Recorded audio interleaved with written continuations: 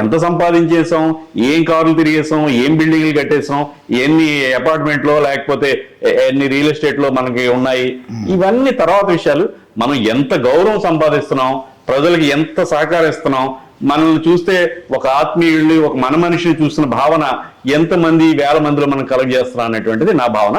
అందుకనే నేను చిన్నప్పటి నుంచి నాకు ఆర్థికపరమైన ఇబ్బందులు లేవు, నేను ప్రశాంతంగా పెరిగాను. అందుకే నాకేమి ఉన్న దాంట్లో ప్రశాంతంగా పోవడం తప్ప అదనంగా ఏదో సంపాదించేసుకోవడం కంటే కూడా నాకున్నటువంటి విద్య ద్వారా వీలైనంత తక్కువ పరీక్షలు చేస్తూ వీలైనంత ఎక్కువ కాలం పేషెంట్లను బతికించడం. నా పేషెంట్లకి నా మోడస్ ఆపరెండి ఏ రకంగా పనిచేస్తానని చెప్పాలంటే మీకు, నా పేషెంట్లకి నేను వీలైనంత తక్కువ పరీక్షలు చేస్తాను.